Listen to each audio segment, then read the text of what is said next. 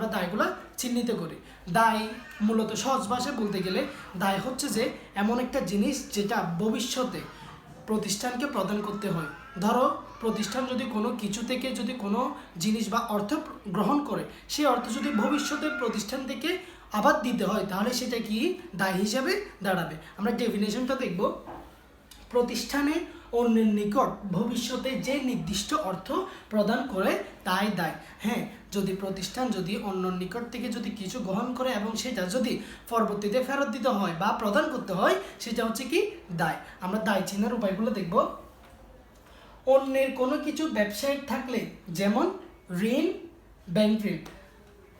ব্যবসায় যদি ধরো একটা পরিচিত মানুষ থেকে কি নিল, একটা অর্থ ঋণ নিল ব্যবসা প্রতিষ্ঠান বৃদ্ধির জন্য বা কোনো কিছুর জন্য ঋণ নিল। এখন ওই ঋণটা কি ব্যবসায় কি পরিশোধ করবে না? অবশ্যই করতে হবে। যে ঋণটা ব্যবসায় পরিশোধ করবে ওটাই কি দায়, যেমন ঋণ। আবার ব্যাংক ঋণও হতে পারে, ব্যাংক থেকে সবাই ব্যবসায় কি করে টাকা নেই, ঋণ নেই, ওই ঋণটা কি ব্যাংককে দিতে হবে না? দিতে হবে, অবশ্যই দিতে হবে। সেই দেওয়াটাই হচ্ছে কি দায়। আচ্ছা, 2 নম্বরটা দেখি। অন্যকে যেটা দিতে হবে, অন্যকে একই কথা, অন্যকে যেটা দিতে হবে সেটা কি দায়। যেমন কোনো পাওনাদার যদি কোনো ব্যক্তি যদি ব্যবসা প্রতিষ্ঠানে কি দেয়, টাকা দেয়, ঋণ দেয়, এখন ব্যবসা প্রতিষ্ঠানকে ওই টাকাটা ফেরত দিতে হবে না? অবশ্যই ফেরত দিতে হবে। এখন যদি কোনো ব্যক্তি দেয়, ওইটাকে বললে আমার পাওনাদার, এটাকে কি বলে?